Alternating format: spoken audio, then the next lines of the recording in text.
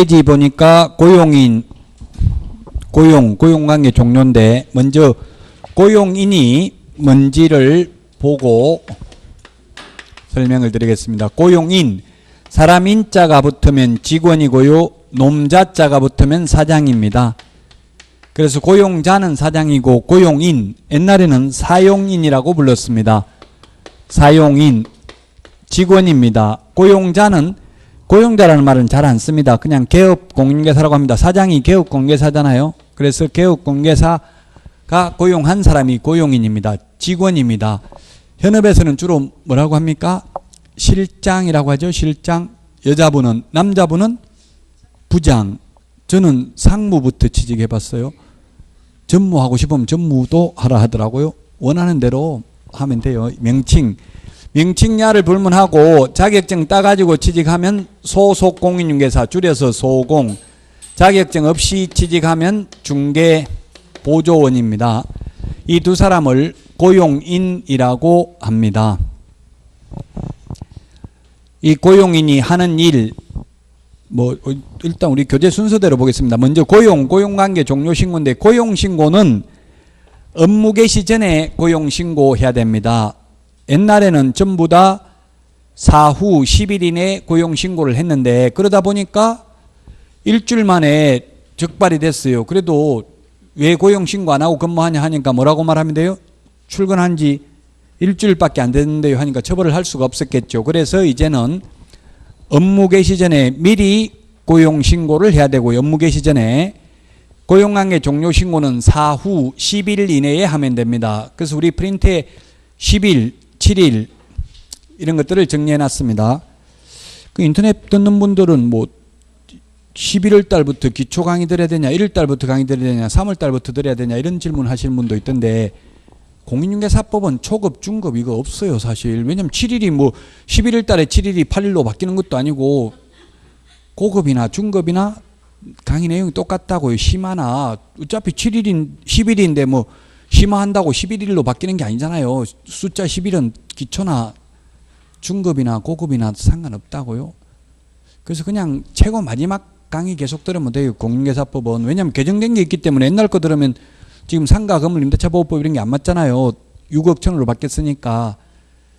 그래서 공인중개사법은 기초, 고급, 중급 이거 나누기 어려워요.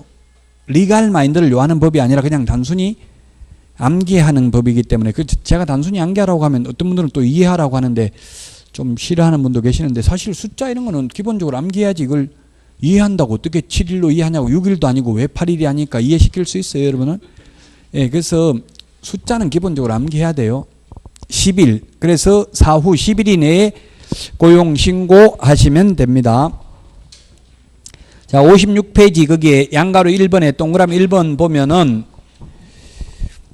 개업공개사는 소속공개사 또는 중개보조원을 고용한 경우에는 실무교육 또는 직무교육을 받도록, 소속공개사 될 사람은 실무교육, 중개보조원이 될 사람은 직무교육을 받도록 한 후 업무 개시 전까지 등록관청에 신고해야 되고요. 전자문서로 신고할 수 있습니다. 전자문서가 안 되는 것, 이런 것도 시험에 출제됐습니다. 고용신고나 인장등록은 전자문서도 가능합니다. 그 다음에 2번에 보니까 소속공개사 고용신고하더라도 자격증 사본 제출하지 않습니다. 자격증 발급한 시도지사에게 그 소속공개사의 공개사 자격 확인을 요청해야 됩니다. 그래서 우리 암기 프린터 51번에 1번부터 3번까지를 보면 자격증 제출하지 않죠? 등록 신청할 때, 분사무소 설치 신고할 때, 소속공개사 고용 신고할 때 모두 다 자격증 사본 제출하지 않고 직접 시도지사한테 확인한다고요. 또 우리 앞에서 자격증 교부대장은 전자적 처리가 불가능한 특별한 사유가 있는 경우를 제외하고는 전자적 처리가 가능한 방법으로 작성 관리되어야 한다, 이런 규정이 있죠. 그래서 자격증 사본은 제출하지 않습니다. 자, 그 다음에 동그라미 4번에 보니까 소속공개사 또는 중개보조원을 보조원으로 외국인을 고용한 경우에는 결격 사유에 해당되지 아니함을 입증하는 서류를 제출해야 된다. 그게 바로 그 국가에 주재하는 대한민국 영사관이 확인하는 공정서류나 증명서류 또는 아포스티유 확인서를 외국인인 경우에만 제출하면 됩니다. 우리나라 사람은 등록관청이 직접 본적지 등의 신원조회 등을 통해서 확인합니다. 자, 그 다음에 5번에 보니까 고용신고를 받은 등록관청은 결격사유에 해당되는지 여부와 교육수료 여부를 확인해야 된다. 교육이 보조원의 경우 직무교육, 소속공개사의 경우는 실무교육을 받아야 됩니다. 양가로 2번 고용관계 종료신고는 사후 10일이 내고 우리 암기 프린터 40번에 보면 10일을 정리해 놓았습니다. 10일 거기 2번에 있죠. 40번에 보면 10일 10개 정리되어 있잖아요. 사무소 이전 신고 10일, 2번 고용관계 종료 신고 10일입니다. 10일 이내에 신고를 해야 된다. 그 다음에 3번 이런 고용신고나 고용관계 종료 신고를 하지 않는 경우에는 6월 이하의 업무정지 사유에 해당된다. 그 밖에 이 법 또는 이 법에 의한 명령 위반으로. 자, 그러면 그 57페이지 개업공개사와 소속공개사 차이점을 비교해 놨는데요. 58페이지에도 보면 고용인의 업무 범위가 나와 있습니다. 그러면 고용인의 업무 범위를 보면 지난주에 소속공인중개사의 용어정의가 법 2조에 보면 2조 제5호에 보면 개업공인중개사에 소속된 공인중개사로서 중개 업무를 하거나 개업공개사의 중개 업무를 보조하는 자를 말한다. 중개보조원은 공인중개사가 아닌 자로서 개업공개사에 소속되어 중개 업무는 안 되고 보조만 할 수 있다. 단순한 업무를 보조만 할 수 있다. 자, 그러면 중개 업무가 무엇인지 명확한 규정이 없습니다. 우리 법조문에는. 그래서 국토부 유권 해석은 중개 업무란 계약서 작성, 확인설명서 작성, 확인설명,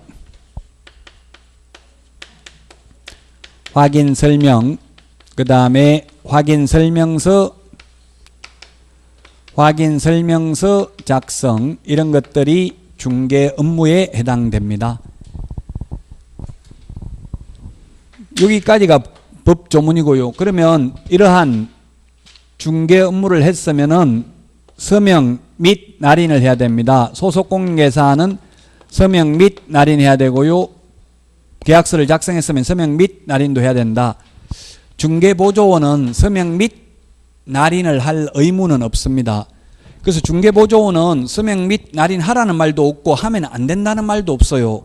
그래서 시험에 중개보조원이 개업공개사와 함께 계약서에 서명 및 날인을 하는 것은 공인중개사법 위반이다? 아니다?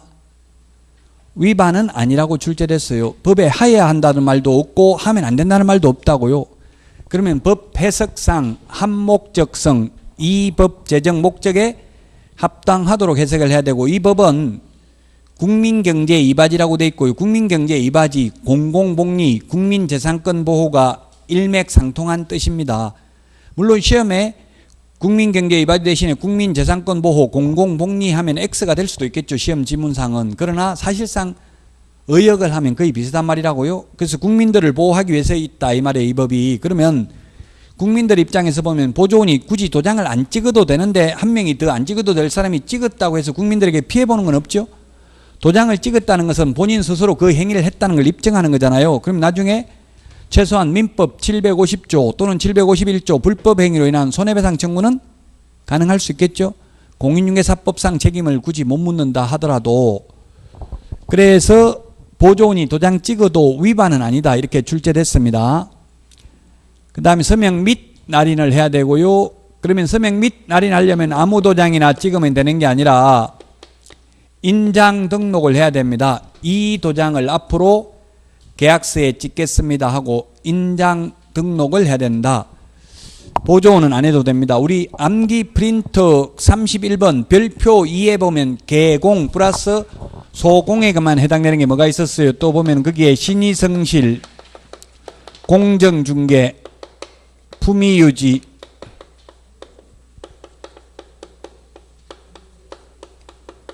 이것도 소속 공인중개사에게만 규정되어 있고 보조원에게는 규정이 없습니다. 전문직업인으로서 품위를 유지하고 신의와 성실로서 공정하게 중개업무를 수행해야 된다. 31번 별표 2에 있죠. 그 다음에 또 차이점을 보면은 소속 공인중개사의 경우에는 실무교육을 받아야 됩니다. 실무교육. 근데 중개보조원은 실무교육을 받는 게 아니라 직무교육 받습니다. 그 다음에 소속 공인중개사의 경우에는 2년에 한 번씩 연수교육을 받아야 됩니다. 근데 보조원은 연수교육 대상은 아닙니다. 모두 다 결격사유에 해당되면 안 되고 모두 다 이중소속하면 안 되고 둘 다 비밀 준수해야 됩니다. 둘 다 금지 행위하면 안 됩니다. 둘 다 거래사고 예방교육 대상이 됩니다. 이게 개업공개사 등에 해당되는 내용이잖아요. 그 다음에 뭐 차이점이 엄청나게 많아요. 소속공개사는 부동산거래 신고서 제출을 대행할 수 있는데 중개보조원은 부동산거래 신고서 제출을 대행할 수도 없습니다. 둘 다 행정형벌에 해당되는 건 똑같습니다. 잘못하면 징역 벌금 받는 건 똑같아요. 그러나 소속공인중개사는 자격정지라는 행정처분 대상이 되지만 중개보조원은 행정처분 대상은 아닙니다. 둘 다 지도감독 대상이 아닙니다. 지도감독은 개업공인중개사, 무등록 개업공개사는 지도감독 대상이 되지만 소속공개사나 중개보조원은 지도감독 대상이 아니다. 그래서 공무원들이 나와가지고 실장님 계약서 가지고 와보세요 이런 말 안 해요. 사장만 찾아요. 왜냐하면 실장은 계약서 보존 의무가 없죠.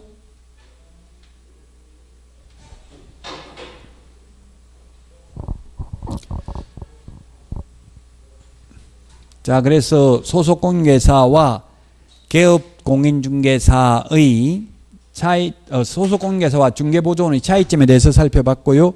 그 다음에 고용인의 업무상 행위에 대해서 책임이 있습니다. 책임이 있는데, 즉 직원이 잘못했을 때 고용자, 사장, 개업공개사 책임을 묻고 있는데 첫 번째 민사 책임이 있고 두 번째 행정상 책임이 있고요. 세 번째 형사 책임이 있습니다. 형사 책임. 세 가지 책임이 있다.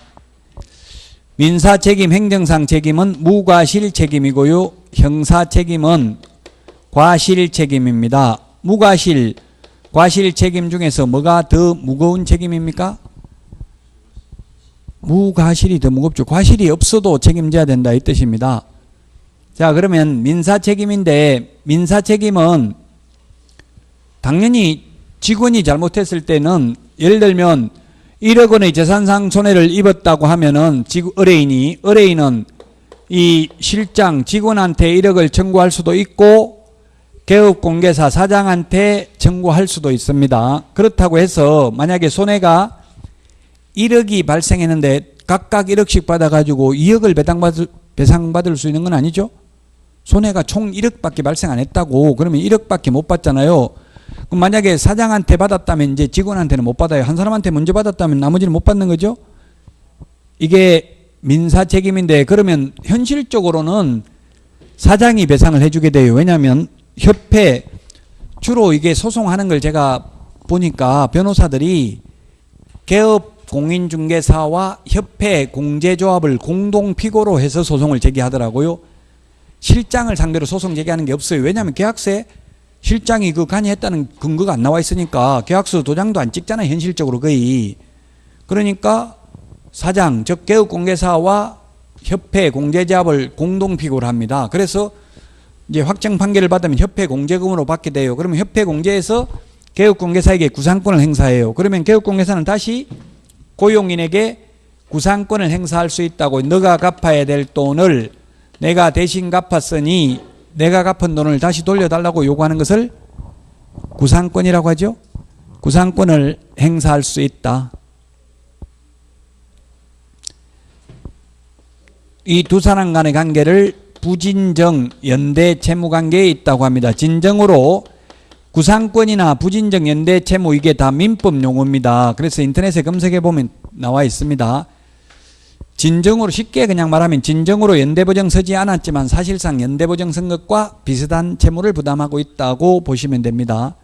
직원 고용하면서 사장이 내가 잘못하면 다 책임질게 이런 말 한 적은 없지만 손해배상 책임이 있다 해서 부진정, 진정으로 연대보정을 서진 않았지만 연대보정 선 것과 사실상 비슷하다. 이게 민사책임인데 당연히 이 세 가지 책임을 잘못한 직원들은 고용인은 당연히 책임을 부담하고 사장에게도 책임이 있는 거지. 시험에 출제됐어요. 직원이 잘못하면 사장에게만 책임이 있다. X죠? 잘못한 직원 당연히 책임이 있어요. 또 시험에 이런 것도 나왔어요. 개업 공인중개사의 고의 또는 과실로 인하여 의뢰인에게 재산상 손해를 발생케 한 경우에는 개업 공인중개사와 그가 고용한 소속 공인중개사가 공동 책임이 있다 하면 옵니까 X입니까? X죠. 사장이 잘못하면 사장에게만 책임이 있고 직원이 잘못했을 때는 직원하고 사장이 공동 책임이 있다 이 말이에요. 행정상 책임도 무과실 책임이기 때문에 직원이 업무정지에 해당된 직원이 지금 고용인입니다. 소속 공인중개사나 보조원입니다. 직원이 업무정지에 해당되는 위반 행위를 하면 사장은 자기 잘못이 없어도 업무정지 처분을 받을 수도 있다는 이야기입니다. 그 다음에 형사책임이 있습니다. 형사책임. 형사책임은 법 제50조 양벌 규정에 있습니다. 형사책임은 59페이지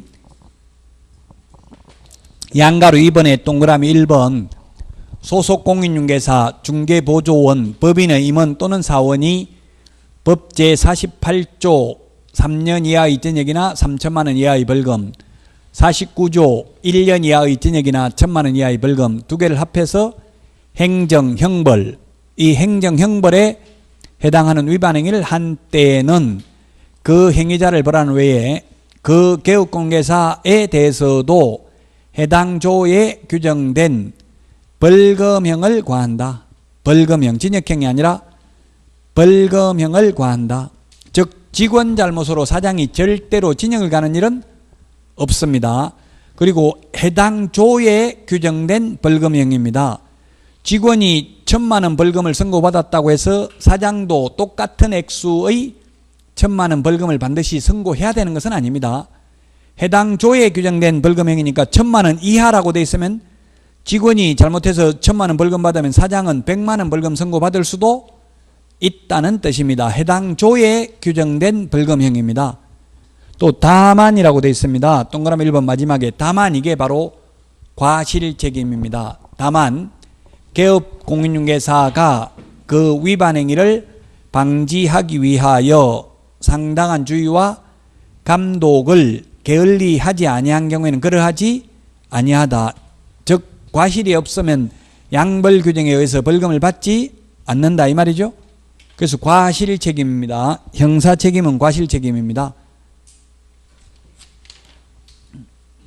자, 여기까지가 고용인에 대한 내용입니다. 고용인. 다음은 60페이지 중개 업무의 범위입니다. 61페이지 업무 지역 범위가 있고요. 그 다음에 62페이지 양가로 2번 중개 대상물의 범위, 그 다음에 2번 겸업 제한이 있습니다. 업무 범위가 있는데 첫 번째 업무 지역 범위, 업무 지역 범위가 있는데 업무 지역은 요거 시험에 잘 출제되지는 않습니다. 왜냐하면 소위 중개인이라는 것이 있기 때문에 그렇습니다. 법인인 개업공개사와 공인중개사인 개업공인중개사의 업무지역은 전국입니다. 근데 소위 중개인의 업무지역 범위는 중개인은 원칙 시도 예외 전국입니다. 중개인이 부동산 거래 정보망에 가입하고 가입한 정보망을 이용하여 중개행위를 하는 경우에는 그 정보망에 공개되어 있는 물건의 하나여 업무지역 바깥에 있는 것도 가능합니다. 지금 우리나라에서 공식적으로 국토교통부 장관으로부터 지정을 받아가지고 정상적으로 운영되고 있는 것은 한방 하나밖에 없습니다. 텔레비전에 한방 선전 많이 나오죠? 그 선전 나오는 한방은 스마트폰 어플리케이션입니다. 그거는 정보망이 아닙니다. PC 버전으로 가면 정보망입니다. 정보망이라는 것은 개업공개사들끼리만 정보를 볼 수 있는 거잖아요. 근데 스마트폰 어플리케이션은 어플은 일반 국민들이 매물을 다 볼 수 있거든요. 그 매물 보고 전화하면 누가 받아요? 개업공개사가 받겠죠, 전화를. 개업공개사가 다 올려놨다고요. 한방에 있는 매물들은. 직방, 다방, 한방 이런 거 있잖아요. 뉴스 선점 많이 하고 있죠. 직방, 다방 이건 직거래 사이트입니다. 정보망이 아니고. 자, 어쨌든 이 정보망에 가입하고 가입한 정보망을 이용하여 중개행위를 하는 경우에는 업무지역 바깥에 있는 것도 가능하다. 그래서 시험에 지금은 중개인 안 나온다고 했어요. 과거에 나온 지문을, 기출문제 지문을 보면 중개인이 부동산 거래 정보망에 가입하면 업무지역이 전국으로 확대된다. X. 가입만 했다고 당연히 확대되는 게 아닙니다. 공동중개하면 사무소를 공동으로 사용하면 전국으로 확대된다. X. 확대되려면 정보망에 가입하고 가입한 정보망을 이용하여 중개행위를 하는 경우에 그 정보망에 공개되어 있는 물건의 하나여 업무지역 바깥에 있는 것도 가능하다. 지금 3개가 있는데 정보망이 한국공인중개사협회 한방, 그 다음에 한국감정원 아시아나항공이 있는데 지금 아시아나항공 같은 데는 운영을 안 하고 있거든요. 그래서 한방밖에 없습니다. 사실상은.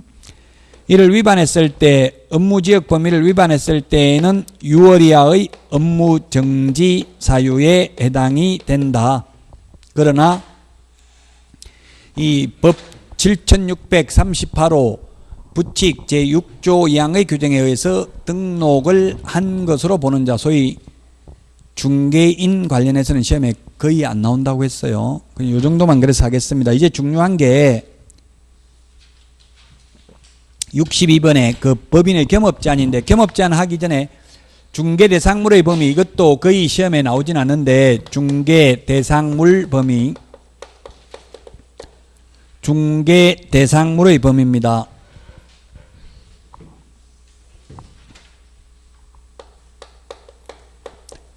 중개대상물은 토지, 건축물, 임목, 공장재단, 광업재단입니다. 중개대상물의 범위에 대해서는 따로 법에 규정이 없어요. 그래서 시험에, 과거 시험에 중개인은 토지, 건축물, 그 밖의 토지의 정착물에 한하여 중개행위를 할 수 있다. X로 시험에 출제되었습니다. 중개인도 임목, 공장재단, 광업재단도 가능하다는 취지로 X로 출제됐습니다. 역시 중개인 관련되는 거니까 시험에 거의 안 나온다고 보면 돼요. 따로 중개상물 범위는 정하고 있지 않다. 그래서 모든 개업공개사가 임목, 공장재단, 광업재단 가능하다. 물론 소위 특수법인은 특별법에서 정하고 있는 업무만 할 수 있습니다. 예를 들면 지역농협은 조합원을 대상으로 농지, 매매, 교환, 임대차 중개와 농업 협동조합 업무만 할 수 있다고요. 그 일반 법인이나 우리 중개인은 다 할 수 있습니다. 임목, 공장재단, 광업재단도. 자, 이제 중요한 게 그게 이번에 법인의 겸업제한, 법인 겸업제한, 이게 중요합니다. 해마다 시험에 출제되고 있습니다. 개인 개업공개사는 겸업제한이 없죠. 그래서 개인은 아까 담배 소매업도 해도 되고 식당 하면서 같이 중개업을 해도 상관없고 인테리어 업체 운영하면서 중개업, 도배장판 하면서 중개업 해도 된다고 했죠. 근데 법인은 안 됩니다. 6가지만 할 수 있고 나머지는 안 됩니다. 왜 그러면 법인에서는 담배 못 판다고, 중개법인에서는. 그 이유는 골목상권을 보호하기 위해서 그렇습니다. 즉 이마트나 뭐 이런 거, 롯데마트 이런 거 휴무하잖아요. 그런 것처럼 골목상권 보호하기 위해서 영세한 개인 개업 공개사를 보호하기 위해서 돈 되는 건 못하게 하고 있습니다. 돈 안 되는 것만 6가지만 할 수 있어요. 그래서 이 6가지를 개인도 당연히 할 수 있습니다. 개인은 이 6가지 외에 다른 것도 할 수 있습니다. 담배 소매업도 할 수 있습니다. 이 겸업 제한을 위반하면 등록을 취소할 수 있습니다. 겸업 제한을 위반하면. 자, 그러면 먼저 양가로 1번 상업용 건축물 및 주택의 임대 관리 등 부동산의 관리 대행할 수 있습니다. 관리 대행업만 할 수 있습니다. 임대업은 안 됩니다. 돈 되는 거는 임대업이 돈 되죠. 임대업을 하면 보통 한 40만 원 이상은 받아요, 월세. 근데 관리 대행업을 제가 해봤는데 저는 한 방 한 칸당 10,000원씩 받았어요. 10,000원 한 달에. 그럼 방 20개짜리 관리 대행 해주고 한 달에 20만 원 받았어요. 그 대신에 이제 제가 공실에 대한 책임은 지지 않는 조건으로 해서 공실 책임까지 지고, 만약에 방이 20개가 있고 월세가 50만 원이라면 무조건 1,000만 원씩 한 달에 입금시킨다기로 계약하면 최대 5만 원 정도까지 받더라고요. 방 한 칸당 5만 원이면 100만 원 받는 거죠. 20개면. 그러면 1,000만 원씩 무조건 입금시키면 공실 나든 안 나든 그러면 한 100만 원씩 받는 거예요. 주인 입장에서 오히려 그게 좋을 수도 있어요. 공실 자기가 관리해서 공실 날 수도 있잖아요. 지금 뭐 하우징 마트 같은 거 이런 게 관리 대행 회사들이 있어요. 그런 데는 3만 원, 5만 원 받더라고. 저는 그냥 개인 개업 공개사로 다가구 원룸 주택 있잖아요. 그런 거 관리 대행하면 20만 원 정도 받고, 이제 월세 거기 있는 20만 원 받는 게 중요한 게 아니라 거기에 있는 세입자들 나간다고 하면 관리하는 중개사무소에 연락하라고 하거든요. 그러면은 또 그 사람 소개하고 중개 보수를 받을 수가 있잖아요. 그래서 이 관리 대행을 해봤는데, 관리 대행은 근데 법인 입장에서 보면 크게 돈이 안 된다고요. 20만 원 받아가지고 직원 월급 주고 하려면 임대업을 해야 되는데 임대업은 안 되고 관리 대행만 되고, 그리고 상업용 건축물과 주택만 관리 대행이 가능합니다. 농업용 건축물, 공업용 건축물 관리 대행 안 됩니다. 상업용 건축물 및 주택의 임대 관리 대행할 수 있다. 임대업은 안 됩니다. 어떤 분이 시험에 관리 대행이라고 돼 있는데 임대업, 관리 대행업, 업이라는 말 들어가면 무조건 안 되지요. 이렇게 하던데 관리 대행을 계속 반복하면 그게 관리 대행업이잖아요. 그래서 관리 대행업은 해도 돼요. 임대업은 안 되지만 교환업이나 매매업 다 겸업 못합니다. 여기 있는 임대 관리 대행만 됩니다. 상업용 건축물 및 주택. 63페이지 양가로 2번 개업공개사를 양가로 2번 부동산의 이용 개발 및 거래에 관한 상담입니다. 이용 개발 거래에 관한 상담할 수 있습니다. 상담업은 할 수 있습니다. 개발업은 못합니다. 우리 암기 프린터 24번에 있습니다. 암기 프린터는 24번. 개발업은 안 되고 개발에 관한 상담업은 가능하다. 암기 프린터 24번에 있다. 실제 돈 되는 거는 개발업을 해야 돈이 되잖아요. 개발업이라는 것은 부가가치를 높이는 게 개발업입니다. 부가가치를 높이는 게 개발업이다. 그래서 예를 들면 빈 땅에다가 집을 지어서 파는 것도 개발업이 될 수도 있겠죠. 주로 개발업 하는 거 제 지인들은 보니까 임야 같은 거 이런 걸 사가지고 그냥 거기 포크레인 가지고 파내고 거기 건축 허가까지 받아가지고 용도 전환 이렇게 해가지고 팔면 훨씬 더 비싸게 받겠죠. 임야일 때는 돈 많이 못 받잖아요. 일단 포크레인으로 땅부터 다 파헤쳐 놓더라고요. 그러면 왠지 뭔가 개발할 수 있을 것 같은 느낌이 들죠. 근데 그 포크레인으로 파헤쳤다고 되는 게 아니라 용도, 지역, 지구, 구역 이런 걸 봐야 돼요. 행위 제한이 어떤 게 있는지. 어쨌든 개발업은 안 되고 개발에 관한 상담업, 이 땅 사가지고 개발하면 돈 됩니다. 알려만 줘야 되고요. 직접 개발을 업으로 하는 건 안 된다. 골목상권을 보호하기 위해서 돈 되는 것은 못하도록 하고 있다. 3번 개업 공인중개사를 대상으로 한 중개업의 경영기법 및 경영정보 제공입니다. 개업 공인중개사를 대상으로 합니다. 공인중개사를 대상으로 일반인을 대상으로 하면 X입니다. 즉 프랜차이즈 가맹점업을 할 수 있다는 이야기입니다. LBA 법률중개사, 부동산 114, 부동산 뱅커 이런 거 들어보셨죠? 그런 가맹점, 파리바게뜨, 뚜레쥬로 이런 것처럼 가맹점업을 하려면 개업 공인중개사를 대상으로 해야 되지 일반인 공인중개사 대상으로 한다 하면 X입니다. 4번 상업용 건축물 및 주택의 분양대행입니다. 분양업은 안 되고 분양대행업만 됩니다. 남이 지어놓은 걸 분양할 수는 있지만 자기가 직접 지어서 분양하는 건 안 된다고요. 분양대행하면 저 같은 경우 최고 많이 받은 게 300만 원 받아봤어요.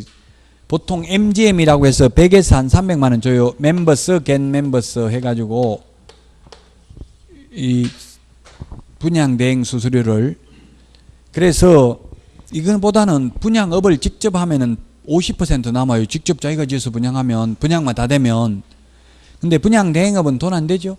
남이 지어놓은 거 분양대행업만 할 수 있다고요. 분양업은 안 되고. 분양업, 임대업 이런 게 돈 돼요. 우리 모임에서 이 박사과정 모임에서 직업 뭐냐 모르니까 임대업 한다 이런 분들이 많더라고요. 직업이 임대업이에요. 우리가 생각할 때는 임대업이면 그냥 놀면서 돈 받는다고 생각하는데 그것도 피곤하다더라고요. 건물주들 이야기 들어보면. 그러니까 맡기는 거예요. 피곤하니까. 직접 뭐 월세 달라고 지하에 내려가니까 문신 있고 그 뭐 급하냐 좀 이따 줄게 이러면 그것도 힘들대요. 무서워서 또 받으러 가기도 힘들고. 그러니까 그냥 중개업소에 맡기는 게 편할 수도 있어요.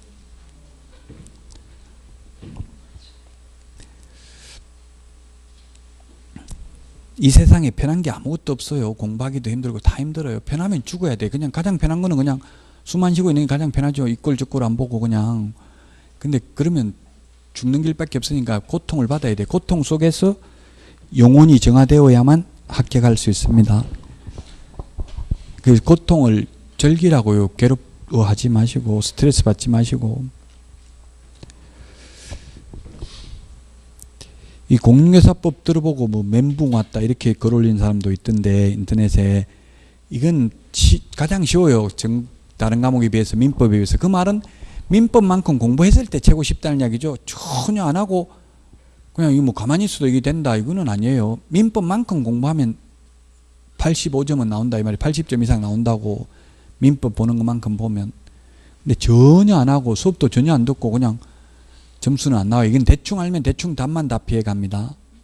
확실하게 알든지 아예 모르든지. 모르고 찍는 게 더 나아요. 차라리 대충 아는 것보다는. 왜냐하면 함정이 조금씩 말장난이 있기 때문에.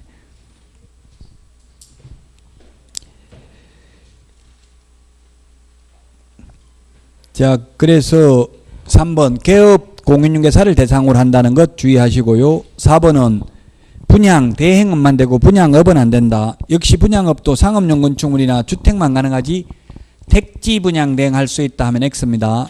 택지개발촉진법에 의한 택지 분양 대행할 수 있다. X로 출제되었습니다.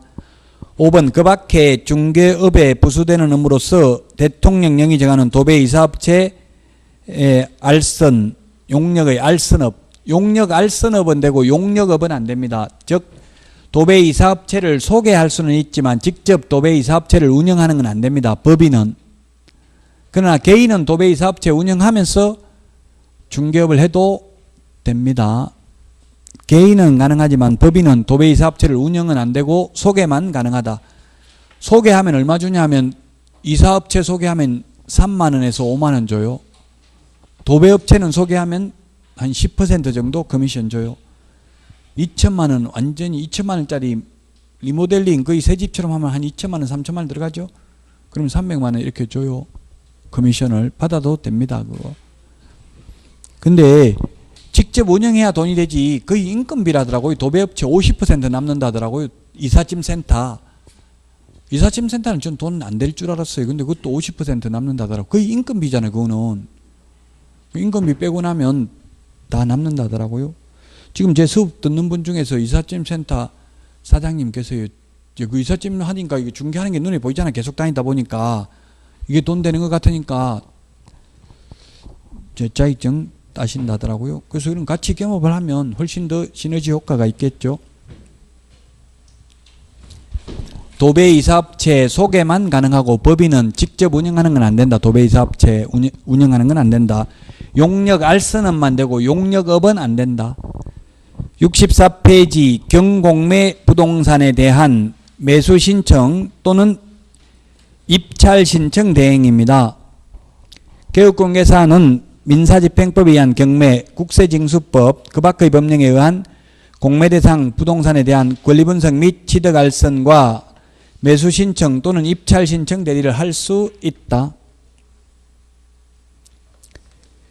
근데 동그라미 2번 개업공개사가 민사집행법에 의한 경매부동산에 대한 매수신청 대리, 입찰 대리 하려면 지방법원장에게 등록을 하고 그 지도감독을 받아야 된다. 그러면 반대로 해석을 하면 한국자산관리공사 공매 입찰 대리나 그 다음에 경매부동산에 대한 권리분석이나 취득 알선만 하려면 매수신청 대리인 등록을 할 필요가 없다. 그 다음에 동그라미 3번은 소위 중개인 법 7638호 부칙 제6조 2항의 개업공개사. 소위 중개인은 이 6가지 업무 중에서 중개인은 경공매 매수신청 대리나 입찰 대리는 안 됩니다. 그럼 중개인도 경공매 매수신청 대리 입찰 대리 빼고 나머지 주택상가 분양대행이라든지 이삿짐센터 알선, 도배업체 알선 이런 건 다 가능하죠. 또 중개인 빼고 나머지 개인들은 여기 있는 6가지 업무 외에도 담배 소매업이라든지 이런 걸 할 수 있다. 법인은 여기 있는 6가지 업무만 할 수 있다. 이런 겸업 제한을 하고 받는 보수는 중개 보수가 아니다. 그러므로 많이 받아도 상관이 없다. 우리 암기 프린터 24번에 지금 다 정리를 해놨습니다. 그러면 64페이지 3번 다른 법률의 규정에서 중개업을 영위할 수 있는 법인 소위 특수법인 이른바 지역농협은 경공매 매수신청 대리 이런 거 못한다. 지역농협이 할 수 있는 건 앞에서도 말했지만 조합원을 대상으로 농지, 매매, 교환, 임대차, 중개와 농업협동조합 업무만 할 수 있다. 4번 개인개업공개사의 겸업 문제. 개인은 겸업해도 된다. 대학교 다니면서 중개업을 해도 상관이 없다. 겸업을 해도 된다. 타법에서 규제하지 않는 한. 다만 타법에서 규제하는 게 예를 들면 공무원을 하면서 중개업을 하는 건 안 되겠죠. 공무원법에 저촉되니까. 또 판례는 아파트 관리소장을 하면서 중개업을 하는 것도 안 된다는 판례가 있고요. 아파트 경비원을 하면서 하는 것은 가능하다는 판례도 있습니다. 그 말은 관리소장 했다더라도 직접 계약서를 작성하면 괜찮겠지만 관리소장은 상근직이잖아요. 그 맨날 거기 근무하고 중개업소 다른 데 차려놨다면 그는 거의 양도대여했을 가능성이 많겠죠. 그래서 양도대여로 처벌받을 수 있다 이 말이에요. 근무를 상시적으로 근무해야 되는데 그 회사에 만약에 직원으로 근무하면서 개업이 돼 있다는 건 우리 법에 안 된다는 말은 없지만 자격증, 등록증, 양도대여로 처벌받을 수 있다. 겸업했다고 처벌하는 게 아니고. 겸용 65페이지 겸업을 하기 위해서 쓰는 게 겸용이잖아요. 그래서 담배를 팔아도 된다. 담배 파는 게 겸업이잖아요. 겸업을 하는 걸 그 장소를 중개사무소에서 담배 팔아도 됩니다.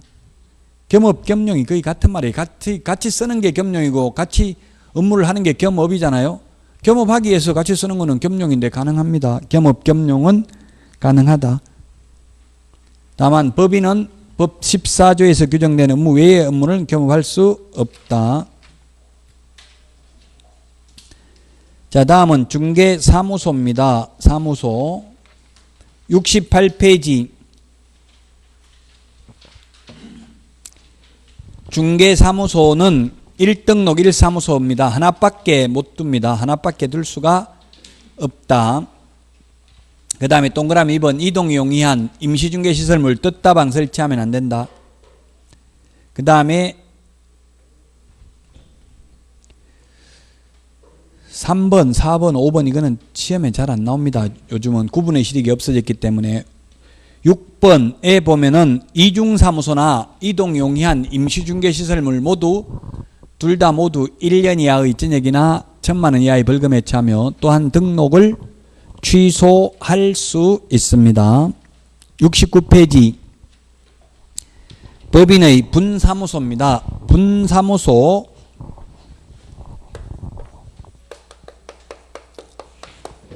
분사무소는 설치 신고를 합니다.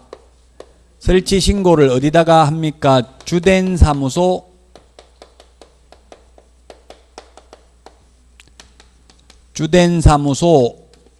등록관청에 분사무소 설치 신고를 합니다.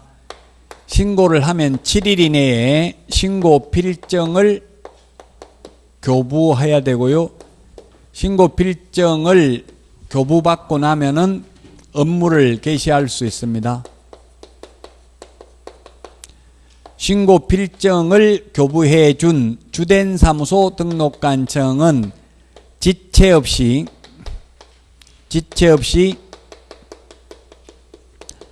분사무소 관할 시장, 군수, 구청장에게 통보해야 됩니다. 분사무소 설치 신고할 때 제출해야 되는 서류가 3가지가 있습니다. 책임자 자격증은 제출하지 않습니다. 시도지사에게 직접 확인합니다. 인터넷으로 확인하면 되니까 주민등록번호만 입력하면 제출할 필요가 없고요. 책임자 실무교육 수료증은 제출해야 됩니다. 다만 실무교육은 전자적으로 확인이 가능하도록 조치를 한 경우에는 제출 안 할 수도 있습니다. 손해배상을 보장하기 위한 보정설정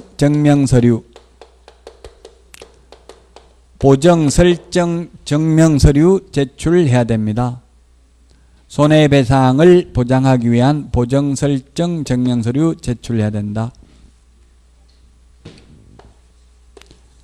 그 다음에 3번째, 사무소 확보 증명서류 제출해야 됩니다.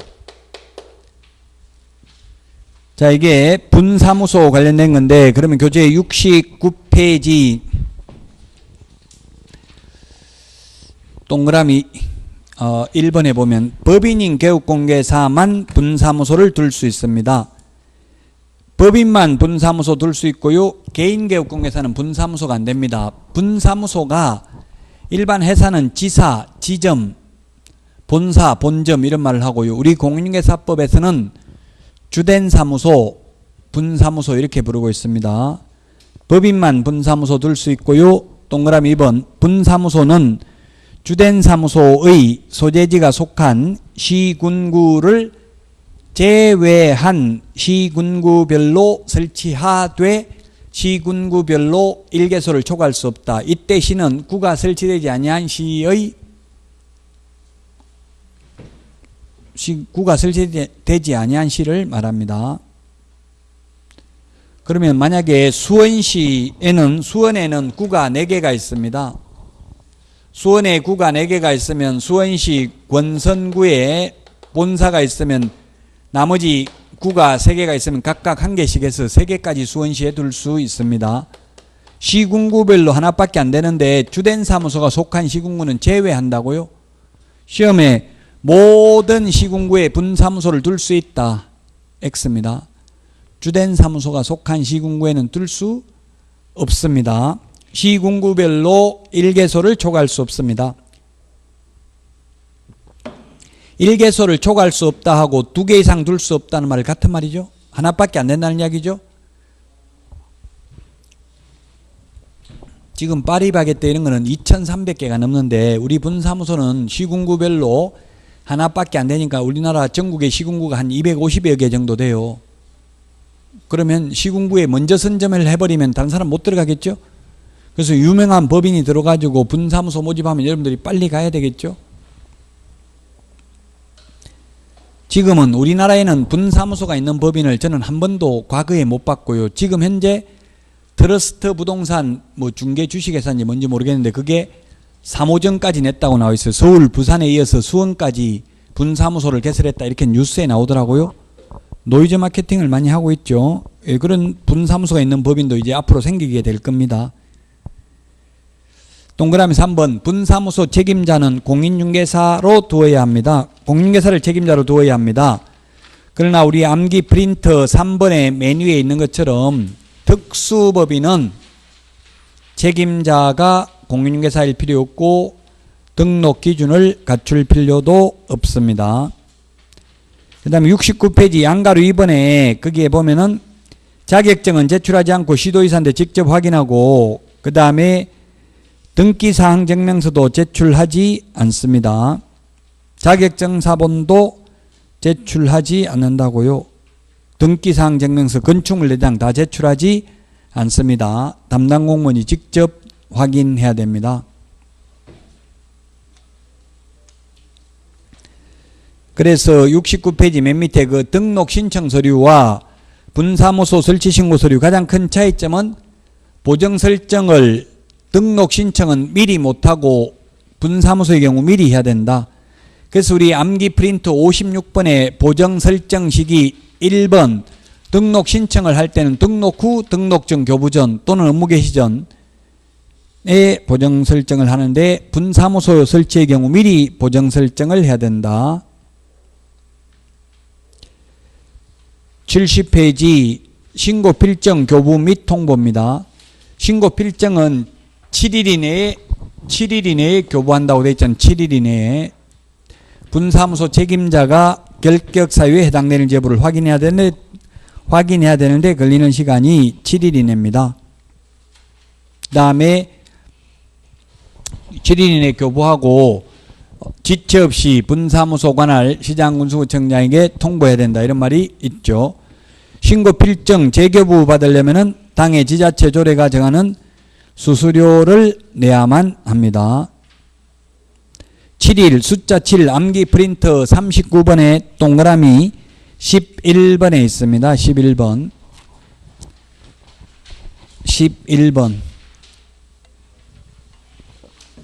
7일 이내에 신고 필정 교부해야 된다. 72페이지 표 박스 밑에 보니까 우리 암기 프린터 4번 밑에 있는데 분사무소 설치 신고, 분사무소 이전 신고, 분사무소에서 사용할 인장 등록, 분사무소 휴업 신고, 폐업 신고 모두 어디다 한다? 주된 사무소 등록관청에 합니다. 다만 암기 프린터 4번에 그 맨 밑에 보니까 분사무소에 대한 중개 보수는 중개 행위를 한 분사무소 관할 시도 조례가 정합니다. 그리고 분사무소의 지도 감독은 둘 다 가능하다 이렇게 돼 있죠. 4번에 맨 밑에 둘 다 가능하다는 말은 주된 사무소 등록관청도 가능하고 분사무소 소재직 시장군수구청장도 가능하다는 이야기입니다. 이번 시간 여기까지 하고요. 다음 주에는 71페이지 사무소 공동 사용하도록 하고요. 쉬었다가 화장실만 갔다 와서 바로 오늘 문제 풀도록 하겠습니다.